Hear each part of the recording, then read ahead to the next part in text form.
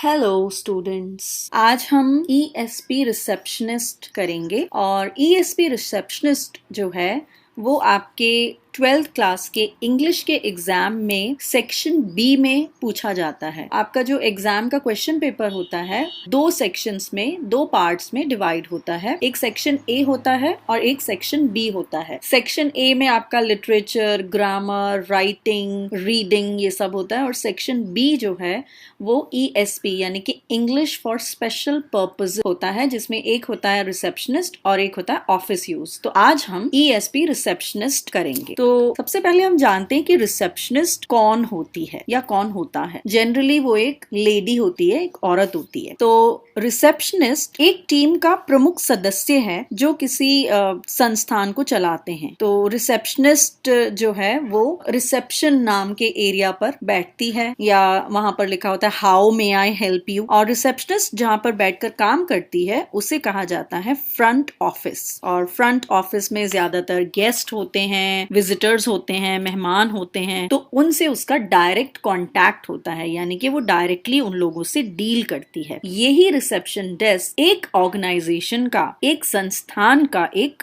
Focal point यानी कि केंद्र बिंदु होता है। इस वीडियो में हम देखेंगे कि रिसेप्शनिस्ट की ड्यूटीज क्या क्या हैं, उसके कर्तव्य क्या क्या हैं, उसके बाद उसके लिए क्या सहायक चीजें होती हैं, क्या उसकी एड्स होती हैं, कुछ इंपॉर्टेंट एड्स के बारे में हम थोड़ा सा जानेंगे। उसके बाद रिसेप्शनिस्ट कोई नंबर रीड करती है तो वो उन नंबर्स को रीड कैसे करती है, पढ़ती कैसे उन नंबर्स को। रिसेप्शनिस्ट को कोई फोन कॉल आता है तो क्या क्या स्टेप्स होते हैं जिनको वो फॉलो करती है, क्या क्या बोलती है वो उन स्टेप्स के अंदर। तो चलिए क्विकली हम वीडियो को स्टार्ट करते हैं। सबसे पहले हम बात करते हैं ड्यूटीज यानी कि रिसेप्शनिस्ट के कर्तव्य क्या क्या हैं। रिसेप्शनिस्ट का पहला कर्तव्य है कि वो मेहमानों का या विजिटर्स का, विजिटर मतलब जो आने वाले होते हैं, जिन्हें आगंतुक भी कहा जाता है, तो उनको वेलकम करती है, उनका स्वागत करती है और उनको मदद करती है। दूसरा स्टेप है टेलीफोन पर आई कॉल्स को सक्षमता से यानी कि इफेक्टिवली उनको उनका उत्तर देती है, उनका जवाब देती है। फिर अगर कोई आम पूछताछ होती है यानी कि रूटीन इंक्वायरी होती है तो उनको भी बताती है। रिसेप्शनिस्ट आने वाले लोगों के या फोन करने वालों के द्वारा छोड़े गए संदेशों या मैसेजेस को लिखती है और जिससे भी रिलेटेड वो मैसेज होते हैं उनको जल्द से जल्द संबंधित व्यक्तियों तक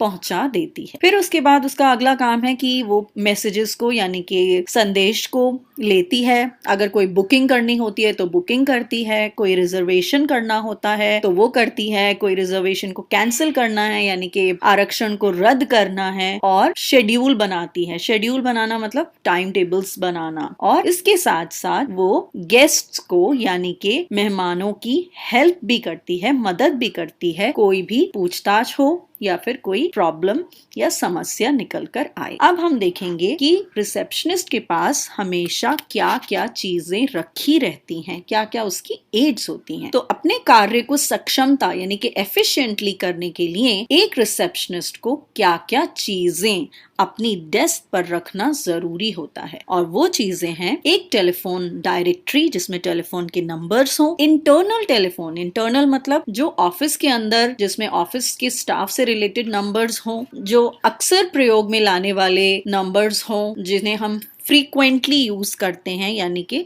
ज्यादातर जिनको यूज किया जाता है। पास के होटलों के नाम और पते यानी कि names and addresses of the hotels near by. इसके अलावा उसके पास और क्या क्या रहता है, उसके पास रहता है कि पर्यटक स्थल जो हैं उनके बारे में जानकारी, और साइट सीइंग यानी कि स्थानीय पर्यटक स्थल के बारे में जानकारी रखना, फिर रेलवे का टाइम टेबल रखना अपने पास, और उड़ानों की टाइम टेबल रखना अपने पास, और बहुत तरह के फॉर्म्स और ब्रोशर्स रखना। इसके साथ साथ उसके पास मिलने का समय देने की डायरी और एक रजिस्टर ऑफ कॉलर्स कि कौन किससे कब मिलने आया है उसके बारे में भी एक रजिस्टर मेंटेन किया जाता है। कौन स्टाफ आज टूर पर हैं या लीव पर हैं उनके बारे में भी जानकारी एक रिसेप्शनिस्ट को रखनी पड़ती है। आपको ये सब याद करना है, और ये क्वेश्चन आपका एग्जाम में अक्सर आता है कि What are the aids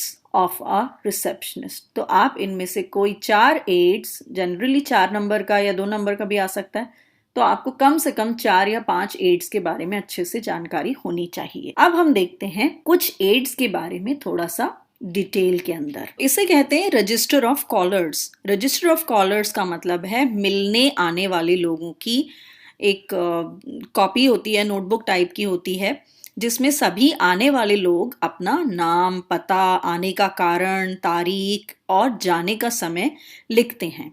और अगर मिलने वाला व्यक्ति किसी फर्म या कोई उसके पास विजिटिंग कार्ड है, वो भी उसमें लगा दिया जाता है। अब हम इसका एक सैंपल देखेंगे रजिस्टर ऑफ कॉलर्स का। तो इसमें ये देखिए, डेट लिखा हुआ है, नेम लिखा हुआ है, फर्म या एड्रेस और किस टाइम वो आए, टाइम ऑफ अराइवल, क्यों आए, purpose of visit and time of departure, यानी कि कब वो गए। अब हम देखते हैं मैसेज फॉर्म यानी कि संदेश फॉर्म, वो क्या होता है। तो किसी भी रिसेप्शनिस्ट को इन फॉर्म्स की जरूरत पड़ती है, भले ही उसकी याददाश्त कितनी भी अच्छी हो, लेकिन अलग अलग लोगों को दिए जाने वाले संदेश उसे याद नहीं रह सकते। तो इसलिए उसके काम को और आसान बनाने के लिए वो अपने जो भी मैसेजेस होते हैं, जो भी संदेश होते हैं, वो इस मैसेज फॉर्म पर लिखते हैं।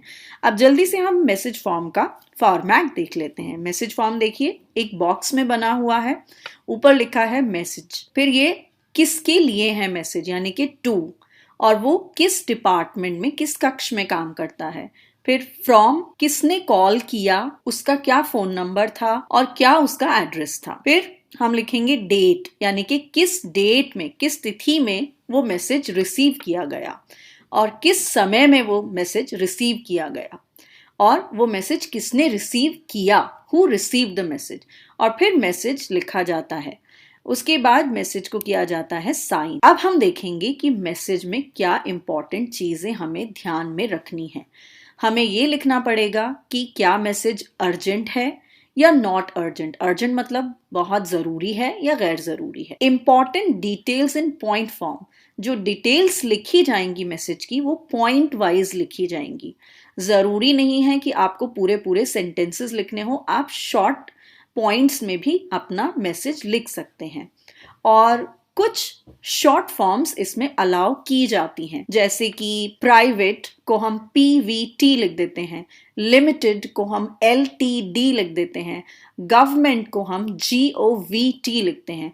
तो ये शॉर्ट फॉर्म्स ऐसी हैं जो कॉमनली यूज होती हैं और ये बहुत सारे लोगों को मालूम है। चलिए आगे बढ़ते हैं और देखते हैं कि रिजर्वेशन वाउचर क्या होता है। रिजर्वेशन का मतलब है आरक्षण। तो कई बार होटल वाले आरक्षण हो जाने पर या रिजर्वेशन हो जाने पर कोई पत्र या कोई कार्ड के बजाय वाउचर दे देते हैं या भेज देते हैं।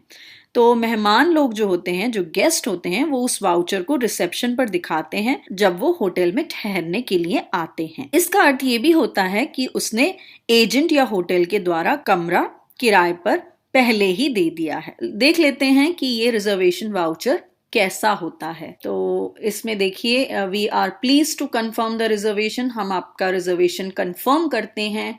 इसमें मिस्टर हैं, मिसेस हैं, मिस हैं, उनका एड्रेस क्या है, डेजिग्नेशन क्या है यानी कि उनकी पोस्ट क्या है, उनका पद क्या है, किस दिन वो आ रहे हैं, उसका टाइम क्या है, डिपार्चर डेट क्या है और रूम रिक्वायरमेंट क्या है। अब हम आगे चलते हैं और देखते हैं कि एक अच्छी रिसेप्शनिस्ट की क्वालिटीज क्या हैं, यानी कि एक अच्छी रिसेप्शनिस्ट को कैसा बर्ताव या कैसा व्यवहार करना चाहिए। किसी भी रिसेप्शनिस्ट को अपना कार्य करने के लिए 2 प्रमुख चीजों की आवश्यकता होती है, जो कि है कर्टसी और गुड मैनर्स, यानी कि शालीनता और अच्छा व्यवहार। मेहमानों और आगंतुकों यानी कि विजिटर्स को शालीनता से मिलना चाहिए, जब भी कर्टियस रहना चाहिए अगर वो इम्पोलाइट यानी कि अशिष्ट व्यवहार कर रहे हों। फ्रेंडली टोन होनी चाहिए या मैत्रीवत आवाज और भी ज्यादा जरूरी बन जाती है जब कोई टाली ना जा सकने वाली देर हो रही हो, यानी कि अनअवॉइडेबल डिले हो रहा हो। शिकायतों से निपटने में थोड़ी चतुराई और चालाकी की भी जरूरत पड़ती है, यानी कि a certain amount of tact and diplomacy भी जरूरी है किसी कंप्लेंट या कोई ऐसी सिचुएशन में जिसमें हमें शिकायत का सामना करना पड़ रहा हो। अब हम देखते हैं कि रिसेप्शनिस्ट नंबर्स को कैसे पढ़ती है। फिगर 0 मतलब जब भी 0 आता है तो उसको वो बोलती है 0 या O। जब नंबर 2 डिजिट्स में एक साथ हों तो एक छोटा सा पॉज यानी कि थोड़ी देर रुकना चाहिए हर पेयर के बाद। एग्जाम्पल देखिए, उदाहरण 4 पॉज 3 2। पॉज का मतलब थोड़ा सा रुकिए। तो अगर 4 3 2 हमें पढ़ना है तो हम पढ़ेंगे 4 3 2। अगर कोई पेयर हो नंबर में तो ये है 32, तो हम इसे 32 ना पढ़कर 3 2 पढ़ेंगे, यानी कि 3 2। और 5 6 4 2 है तो 5 6 4 2 या 5 6 4 2। अगर कोई एक जैसा नंबर यानी कि सेम नंबर अपीयर होता है, अकर होता है, आता है तो हम उसे डबल बोलते हैं। For example 1 4 4 5 6। लेकिन अगर रिपीटेड डिजिट्स बीच में आए, each number forms a part of another group, तो हम उसको अलग अलग पढ़ते हैं। जैसे 5 0 0 2 2 2। अब हम देखेंगे कि जब रिसेप्शनिस्ट को कोई फोन कॉल आती है तो रिसेप्शनिस्ट का जो कॉल होता है वो किन स्टेप्स यानी कि किन चरणों से गुजरता है। पहला स्टेप होता है greets and gives identity. Greet करना यानी कि अभिवादन करना, और आइडेंटिटी देना का मतलब है अपना परिचय देना। ठीक है। ऑफर्स हेल्प यानी कि मदद देना। ओब्टेन्स कॉलर्स नेम यानी कि कॉल करने वाले का नाम पूछना। फिर वो कॉल को स्वीकार करती है यानी कि एक्नॉलेज करती है। फिफ्थ स्टेप है, अगर कोई मैसेज है तो वो उसको मैसेज को देती है, संदेश को देती है और पूछती है कि क्या संदेश लेना चाहेंगे। फिर कनेक्ट्स करती है पार्टी को यानी कि पार्टियों को मिलवाती है, बातचीत करवाती है। और अगर कोई प्रॉब्लम होती है, कोई समस्या आती है तो कॉल करने वाले से क्षमा मांगती है और मैसेज को लिख लेती है। ये सारे स्टेप्स हैं एक कॉल पर फॉलो किए जाते हैं। तो ये स्टेप्स आपको लर्न करने हैं, याद करने हैं और ये बहुत इंपॉर्टेंट होते हैं। अब हम देखेंगे कि जब वो ये स्टेप्स फॉलो कर रही होती है तो वो क्या क्या बोलती है इन स्टेप्स के दौरान। तो हम वन बाय वन देखेंगे एक एक करके। ग्रीट्स एंड गिव्स आइडेंटिटी के अंदर वो क्या बोलती है। आपको ये भी क्वेश्चन आ सकता है एग्जाम में कि वो जब किसी को ग्रीट करती है तो वो क्या क्या वर्ड्स बोलती है। आप देखेंगे कि good morning NIOS, national bank good morning. वो देखिए इंफॉर्मेशन दे रही है अपनी और ग्रीट भी कर रही है। तो ये आपको वर्ड्स याद करने हैं। सेकेंड स्टेप देखते हैं ऑफर्स हेल्प, कि वो हेल्प किस तरह से ऑफर करती है। ये भी आपको बाय हार्ट यानी कि याद करने हैं। कैन आई हेल्प यू, और उसके आगे देखिए क्वेश्चन मार्क। जब हम ऑफर कर रहे हैं हेल्प तो हम क्वेश्चन मार्क लगा रहे हैं। क्या मैं आपके लिए ये मदद कर सकती हूँ, क्या कर सकती हूँ मैं आपके लिए, may I help you, what can I do for you. तो इस तरह की चीजें हम, इस तरह के स्टेटमेंट्स, इस तरह के फ्रेजेस, क्वेश्चंस हम यूज करते हैं जब ऑफर हेल्प कर। फिर कॉलर्स नेम को कैसे ऑब्टेन किया जाता है, कैसे पूछा जाता है कि कौन बोल रहा है। May I know who is calling, और अगर नाम नहीं है कि मैं आपका नाम जान सकती हूँ, क्या मैं आपका नाम जान सकती हूँ, may I ask who is calling. ये सब भी आपको पूछे जा सकते हैं एग्जाम में। कैसे वो कॉल को एक्नॉलेज करती है यानी कि कैसे वो कॉल को एक्सेप्ट करती है, स्वीकार करती है। Hold the line please, please hold on the line. इस तरह के स्टेटमेंट्स भी हम लिखेंगे जब हमसे क्वेश्चन में पूछा जाएगा कि how does a receptionist acknowledges the call. तो आप उसमें ये 3 या 4 डिपेंड, नंबर के ऊपर डिपेंड करता है, उस हिसाब से आप एक कर लेंगे। कैसे वो मैसेज देती है एंड पूछती है कि क्या संदेश लेना चाहेंगे। तो ये भी हम याद कर लेंगे ऐसे ही कि मिस्टर, यहाँ पर किसी का नाम आता है, फ्रॉम यहाँ उनकी कंपनी का नाम, wants to speak to you sir. ठीक है, और इसी तरह से आगे के हैं। फिर कैसे वो पार्टीज को, लाइंस को कनेक्ट करती है।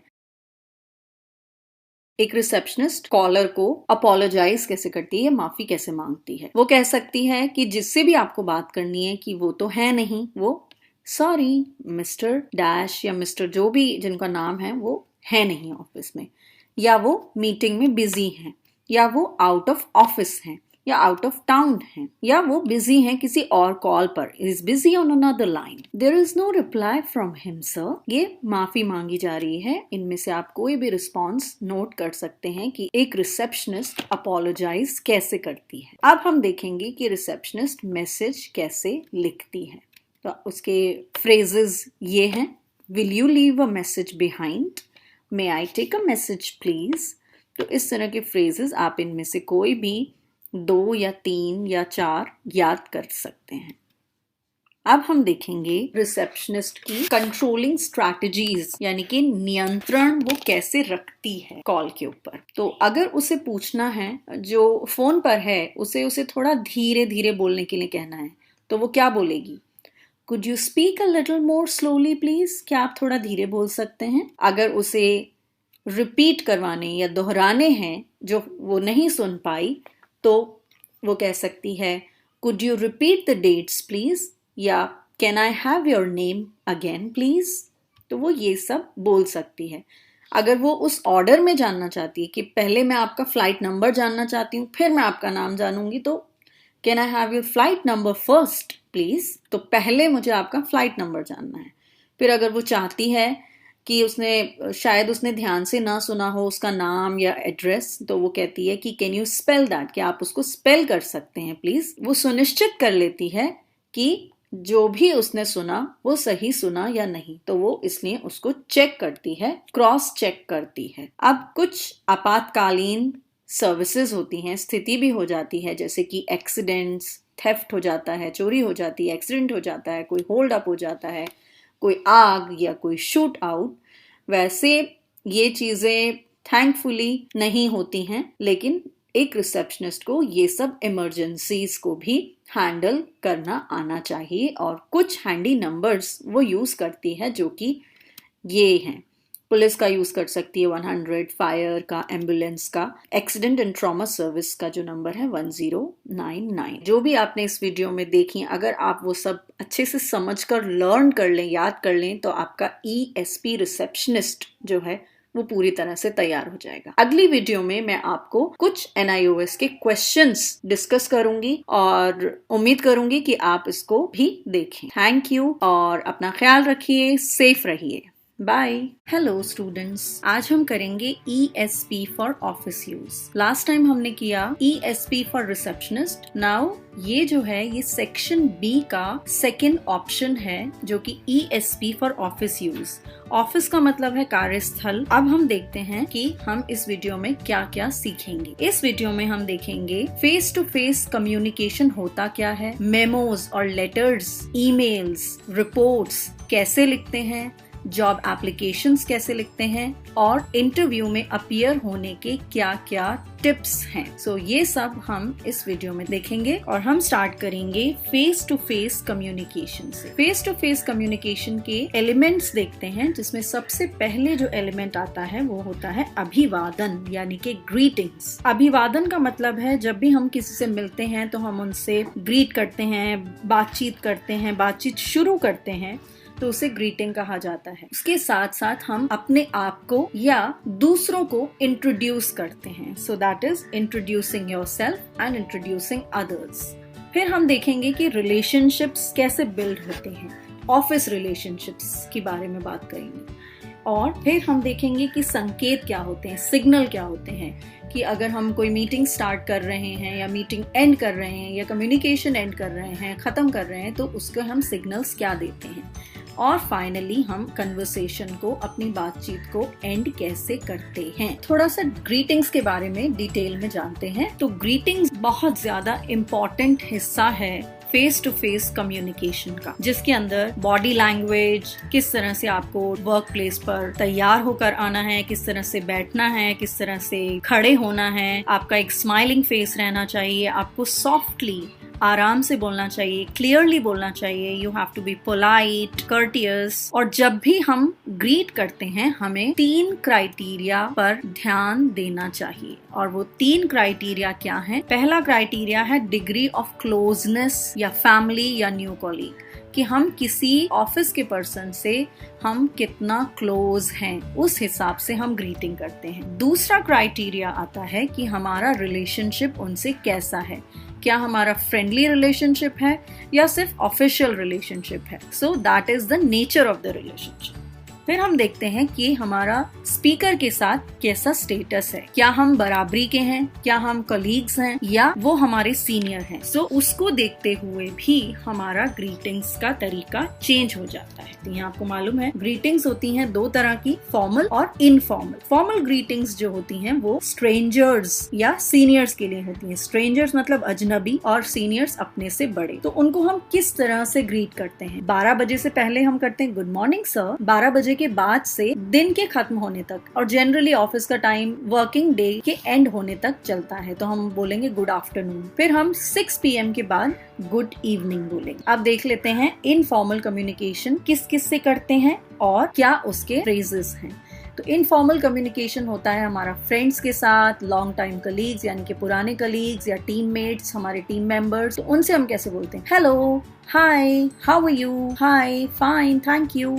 सो इस तरह से हमारे इनफॉर्मल ग्रीटिंग्स होती हैं। अब देखते हैं कि हम अपने आप को और दूसरों को कैसे इंट्रोड्यूस करते हैं। हम फ्रेजेस देख लेते हैं कि हम जब अपने आप को इंट्रोड्यूस करते हैं तो हम कैसे कर सकते हैं? Good morning, I am Shashi Tharoor from accounts. इसका रिस्पॉन्स, इसका क्या जवाब आ सकता है? Pleasure meeting you mister Tharoor, I am Anand Raj from personal.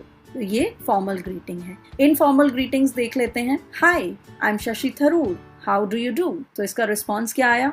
Hello, how do you do? तो आपने देखा कि इसकी जो लैंग्वेज है बहुत ज्यादा फॉर्मल है, और इसकी प्लेजर मीटिंग यू, इसका रिस्पॉन्स भी उसी तरह से फॉर्मल है, और यहाँ पर इंट्रोडक्शन भी इनफॉर्मल है और रिस्पॉन्स भी इसका इनफॉर्मल है। अब देख लेते हैं कि हम दूसरों को यानी कि अदर्स को कैसे इंट्रोड्यूस करते हैं। तो एक एग्जाम्पल देख लेते हैं। Good morning Mister Saha, may I introduce you to Mister Lal, our new finance manager. इसका रिस्पॉन्स क्या होगा? It's a great pleasure to meet you Mister Lal, how do you do? अब देखते हैं एक इनफॉर्मल कम्युनिकेशन में कैसे इंट्रोड्यूस करते हैं। Neeta, meet Mukesh, Mukesh is a new programmer. अब नीता ने क्या रिस्पॉन्स दिया? Welcome to our office Mukesh. अब हम देखेंगे कि बिल्डिंग रिलेशनशिप्स हम कैसे बिल्ड करते हैं, कैसे हम संबंध बनाते हैं। तो इसमें हमें सोशल बिहेवियर, हमारा सामाजिक व्यवहार कैसा है, हम लोगों से किस तरह से पेश आते हैं, ये एक इसका महत्वपूर्ण अंग है, बहुत इम्पोर्टेंट चीज है। जैसे अभिवादन के फौरन बाद हम काम की बात नहीं छेड़ते, हम थोड़ा सा वार्म फ्रेंडली रिलेशन रखते हैं दूसरों से, मित्रवत संबंध बनाया जा सके ताकि हम उनसे एक रिलेशनशिप बिल्ड कर सके। और इसको क्या बोलते हैं? Small talk. स्मॉल टॉक का मतलब है कि हम काम के अलावा कुछ छोटी मोटी बातें करना, वो कहलाता है स्मॉल टॉक। जैसे हमने चाय की बात करी, आजकल के वेदर की बात करी आजकल, बट हाँ, हमें इसके अंदर पॉलिटिक्स, रिलीजन और पर्सनल मैटर्स को नहीं छेड़ना चाहिए। पॉलिटिक्स मतलब राजनीति, धर्म और व्यक्तिगत बातों पर चर्चा नहीं करनी चाहिए। हम ये बातें कर सकते हैं कि छुट्टियों में कहाँ गए, घूमना फिरना, या पब्लिक ट्रांसपोर्ट या साइट सीइंग या वेकेशन में हम बात कर सकते हैं। फिर हम कैसे रिस्पॉन्ड करते हैं, कैसे हम बातचीत का जवाब देते हैं। वी रिस्पॉन्ड पोलाइटली, बहुत आराम से हम बातों का आदान प्रदान करते हैं। अब हम देखते हैं कि हम सिग्नल्स के लिए कितने अलर्ट हैं। क्या हमें सिग्नल पता चल जाते हैं, क्या हमें संकेत मालूम हो जाते हैं? तो सिग्नल्स जो हैं वो दो तरह के होते हैं। एक होते हैं वर्बल, जो बोले जाते हैं। For example, shall we start? अब मीटिंग शुरू हो रही है तो हमने बोला क्या शुरू करें मीटिंग? तो ये हमारा वर्बल सिग्नल है कि भाई अब कम्युनिकेशन ऑफिशियल शुरू किया जाए। Don't you think we should call it a day? तो जब हम कम्युनिकेशन को एंड करना चाहते हैं, अपनी मीटिंग को एंड करना चाहते हैं, तो हम कह सकते हैं क्या आपको नहीं लगता कि हमें अब बस करना चाहिए? तो don't you think we should call it a day? Non verbal alert देखते हैं जिसमें हम क्या कर सकते हैं? Sign, clicking pen, looking at watch, tapping the photo, इस तरह के जो हम एक्शंस करते हैं, पैर को पटकना, घड़ी देखना, आभरना, पेन से आवाज करना, सो ये सारे डिस्ट्रैक्शंस होते हैं। इसका मतलब है कि हम अब बहुत बोर हो चुके हैं, अब वी शुड एंड। या अगर हम मीटिंग के लिए लेट हो रहे हैं तो हम बार बार घड़ी देखेंगे, गेटिंग लेट, सो हमें स्टार्ट करना चाहिए। अब हम कम्युनिकेशन को एंड कैसे करते हैं लीव कैसे लेते हैं। उसके लिए होता है प्री क्लोजिंग। प्री क्लोजिंग का मतलब है जो भी हमने किया एकदम एंड करने से पहले हमने कुछ और कहा, जैसे कि thank you very much for your attention, for your support, the pleasure has been mine. Informal देखेंगे, well I better be going, oh what a pity, thanks for coming. तो ये अभी फाइनल गुड बाय नहीं हुआ है इन दोनों को अगर आप देखेंगे। और क्लोजिंग जो है goodbye, hope to seeing you again, और response goodbye, bye, see you later, bye bye, take care। So ये informal। अब हम आते हैं कि हम मेमोज को कैसे लिखते हैं। मेमो है it is a short informal note or report on some deal or event or conversation। यानी कि मेमो एक अनौपचारिक लिखित या टाइप किया गया संदेश है जो पत्र के स्थान पर किसी दफ्तर या संस्थान में कार्यरत किसी व्यक्ति को दिया जाता है। So it is generally used for sending messages from one department to another within the same organization। और इसे कहते हैं मेमोरेंडम, यानी कि मेमोरेंडम जो है वो मेमो ही है। ठीक है, अब हम देखते हैं कि एक मेमो कैसा दिखता है। How do you right a memo. Memo में आप देखिए सबसे पहले ऊपर लिखा है मेमोरेंडम, किसकी तरफ से है, क्या सब्जेक्ट है, किसके लिए है, और बहुत टू द पॉइंट सारी बातें लिखी गई हैं। और फिर फाइनली एंड में सिग्नेचर। तो हमने क्या देखा कि हम मेमो के अंदर सब्जेक्ट जो है बहुत क्लियरली, बहुत प्रिसाइसली, बहुत शॉर्ट लिखेंगे सब्जेक्ट और बहुत क्लियर सब्जेक्ट लिखेंगे, और मेन मैसेज पर आपको डायरेक्टली पहुंचना है। आप इधर उधर की बातें नहीं करेंगे और आपके सेंटेंसेस शॉर्ट और सिंपल होंगे। अब हम क्विकली देख लेते हैं कि letters of complaint. Letters of complaint के लिए आपको सीधा सीधा फॉर्मल लेटर का फॉर्मेट अपनाना है, जो कि है ये। सबसे पहले senders name, date, receivers address, senders name and address, date, receivers address, subject, body of the letter. Body of the letter के अंदर रेफरेंसेस, क्या कंप्लेंट है और उसका सॉल्यूशन ऑफर करना है। अब यहाँ पर अगर डिफेक्ट है तो क्या डिफेक्ट था, अगर रिक्वेस्ट कर रहे हैं रिप्लेसमेंट के लिए, और फिर क्लोजिंग। और इसी के साथ साथ हम एक सैंपल लेटर भी देख लेते हैं। किसकी तरफ से है, रॉकी पेन्स ने लिखा, उनका एड्रेस। किसके लिए है, नेवर लॉक फाउंटेन पेन्स के लिए है। Subject defective supply, dear sir, salutation कर दिया, और फिर उसके बाद इन्होंने अपना लेटर लिखा, और फिर यहाँ पर डेट आ गई और यहाँ पर फाइनली क्लोजिंग हो गई। तो ये हमारा लेटर ऑफ कंप्लेंट है। अब हम देखते हैं कि ईमेल्स कैसे लिखी जाती हैं। ईमेल यानी कि इलेक्ट्रॉनिक मेल, उसकी शॉर्ट फॉर्म है इलेक्ट्रॉनिक मेल की ईमेल। तो ईमेल की एडवांटेजेस क्या हैं? वो फास्ट है, वो इजी है सेंड करने के लिए, फोन कॉल से कम इंटरफेयरिंग है, और लोकेशन और टाइम जोन्स का डिफरेंस से कोई फर्क नहीं पड़ता। Speed and broadcasting ability saves time and effort. Visual quality differs for sender and receiver, यानी कि जब हम अपने कंप्यूटर पर ईमेल सेंड करते हैं तो हमें कुछ और दिख रहा होता है उसकी सॉफ्टवेयर और हार्डवेयर को देखते हुए, और जब कोई और रिसीव करता है तो उसकी सॉफ्टवेयर और हार्डवेयर के हिसाब से ईमेल रिसीव होता है। अब हम ईमेल लिखें कैसे? ईमेल को लिखने के वेज हैं ये। सबसे पहला, यूजफुल सब्जेक्ट लाइंस। आपका सब्जेक्ट होगा वो यूजफुल होना चाहिए और उसका क्लियर बिल्कुल मीनिंग होना चाहिए। फिर उसके बाद आते हैं कि हम रेफरेंस कोट करें, कोई रेफरेंस दें कि हम ये मेल लिख क्यों रहे हैं। तो या तो हमें कोई प्रीवियस मेल रिसीव हुई होगी तो हम उसको कोट करेंगे कि I received a mail to which I am responding, तो मैं उस मेल पर रिस्पॉन्ड कर रहा हूँ। उसके बाद हम देखते हैं पेज लेआउट, किस तरह का हमारा लेआउट है, हमारा मेल दिखता कैसा है। पैराग्राफ्स जब हम लिखते हैं तो हम शॉर्ट पैराग्राफ्स लिखेंगे, छोटे छोटे पैराग्राफ्स लिखेंगे ताकि बहुत ज्यादा बड़ा स्क्रीन पर ना लगे, तो इससे डिफिकल्ट हो जाता है मैसेज को, पूरी इंफॉर्मेशन को प्रॉपर्ली रीड करना। उसी तरह से हमारे जो सेंटेंसेस होंगे वो 75 कैरेक्टर्स तक, यानी कि 8 से 10 शब्दों से ज्यादा ना हो तो अच्छा है, ताकि सिंपल सेंटेंसेस में लिखें, हम कोई बहुत ज्यादा डिफिकल्ट लैंग्वेज में ना लिखें। उसके साथ साथ हम क्लियर और प्रिसाइज हमारी प्रोज होनी चाहिए, क्योंकि अगर आप कोई इन्फॉर्मेशन दे रहे हैं, जब तक आप अपने आप क्लियर नहीं होंगे तो आप सही इन्फॉर्मेशन कैसे सीख करेंगे, राइट। फाइनली आप ग्रीटिंग्स करते हैं और अपना सिग्नेचर और अपने आप को आइडेंटिफाई करते हैं कि आप हैं कौन। ये देखिए, ये एक सैंपल है ईमेल का। हमने इसमें सब्जेक्ट जो है एक्वा कूलिंग सिस्टम, हमने लिख दिया अर्जेंट, अगर ये बहुत ज्यादा जरूरी। टू का मतलब किसको हमने मेल लिखा, सीसी का मतलब कार्बन कॉपी, हमने किसी और को भी इस मेल में इंक्लूड कर दिया, और बीसीसी का मतलब है ब्लाइंड कार्बन कॉपी, जिसमें हम किसी और को इंक्लूड कर सकते हैं बट ना 2 वाला देख सकता है ना सीसी वाला देख लिख सकता है, तो ये हम BCC कर देते हैं। अब हमने लिखा मैसेज, हमने सैल्यूटेशन दिया, किसको लिख रहे हैं क्लियरली, और हमने शॉर्ट और सिंपल सेंटेंसेस में अपनी बात को कंप्लीट कर दिया। शॉर्ट रखा, क्लियर एंड प्रिसाइज रखा, और अपने आप को आइडेंटिफाई कर दिया और क्लोजिंग कर दी। फिर हमने इसको सेंड कर दिया। अब देखते हैं कि हम रिपोर्ट्स कैसे लिखते हैं। रिपोर्ट्स जो हैं, they are a form of written communication. In a business organization, reports provide information regarding progress, implementation of plans and programs. These are sent to senior office. तो चलिए हम जल्दी से देख लेते हैं कि रिपोर्ट्स को लिखने का तरीका क्या है, कैसे हम रिपोर्ट को लिखेंगे। सबसे पहले हम करेंगे सारे ही इंफॉर्मेशन के सोर्सेस को इन्वेस्टिगेट, ताकि हम सारे पहलुओं के ऊपर पहले जांच पड़ताल कर लें, उसी के बाद हम रिपोर्ट लिख सकते हैं।